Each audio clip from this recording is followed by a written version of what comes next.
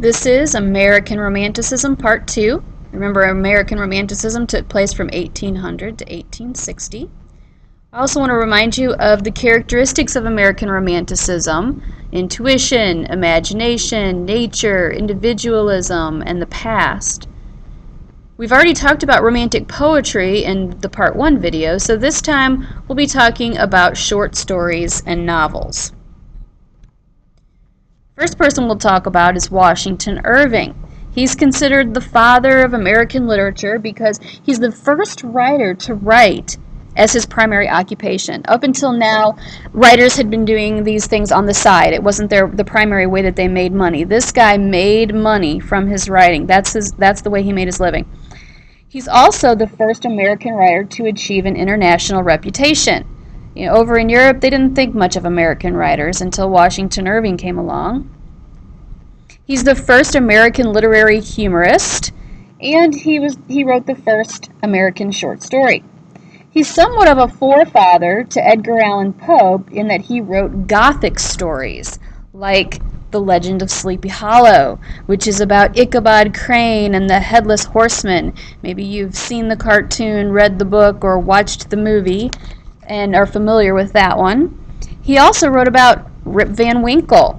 This is a man who gets tired of hearing his wife nag at him, so he goes into the woods and meets with some strange men drinking a strange drink. He drinks some of it and falls asleep for 20 years. Things are obviously very different when he wakes up and returns.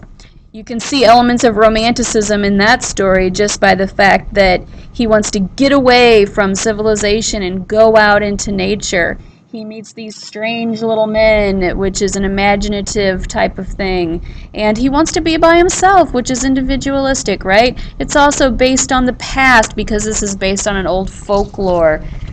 So it has lots of characteristics of American Romanticism. Unfortunately, we don't have time to read it, but that's why I just told you all about it.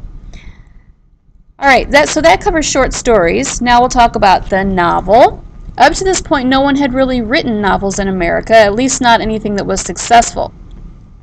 However, during this period, novels did become more prevalent. American writers had a lot of interesting things to write about that were strictly American, such as the frontier life, what it was like to live on the frontier.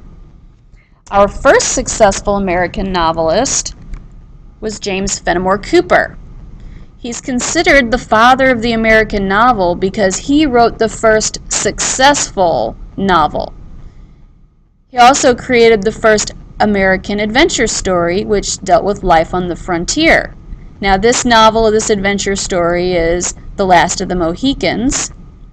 He helped to define the American character in this story, which are those living in the frontier communities and Native Americans, and he also is the inventor of the first American hero, Natty Bumppo. He wrote a series of novels that were called the Leatherstocking Tales, of which Last of the Mohicans was the first and also the most popular and most well-known. It starred Natty, who's also known in the different books that he wrote as the Deerslayer, Hawkeye, Leatherstocking, and in the movie The Last of the Mohicans, starring Daniel Day-Lewis, they call him Nathaniel. Now, this hero, Natty, he's a white man who was brought up amongst Native Americans because his parents were killed. Frontier life was very harsh. So, being brought up by Native Americans, he lives like they do. He's very in sync with nature. So, using him as a model, we're going to talk about the characteristics of the American romantic hero. This hero is youthful and innocent. He has a strong sense of honor based on principle, not society's rules. There's that individualism. He doesn't care what society thinks. It's what he just knows is right. He has knowledge that comes from intuitive learning, which would be learning from experience, common sense. It's that gut feeling that you just know something because you know it. It's not because you had formal schooling. While Natty did have a little bit of formal schooling, mostly what he knows because of living life, things that he's learned from his father, that kind of thing. The romantic hero loves nature and avoids town life. He seeks truth in the natural world. He's typically brave and handsome, and even seems to be somewhat superhuman. Uh, as you'll see when we watch the movie, he doesn't seem to even be able to be killed. Obviously, people are fallible, they can die, but these heroes just can get through anything. Think Indiana Jones even, how many things did he go through in all of those movies and miraculously comes out unscathed while all of those around him are falling left and right. Or Luke Skywalker, or other superheroes like Superman and Batman. These people are not supernatural, meaning godlike, but they seem to be superhuman. They're more than human because they can do things that other human beings can't do. Now, this is pretty different from our rationalist hero, which would be represented by Benjamin Franklin. Remember that he looked to the city to better himself. He was very worldly. He was educated. He was sophisticated. He was civilized. And then we have our romantic hero, who was youthful, innocent, intuitive, and close to nature. Very different kinds of heroes. Now, I want to remind you of the characteristics of American Romanticism. These are in a little bit more detail, and I'll be giving you a handout with this on them.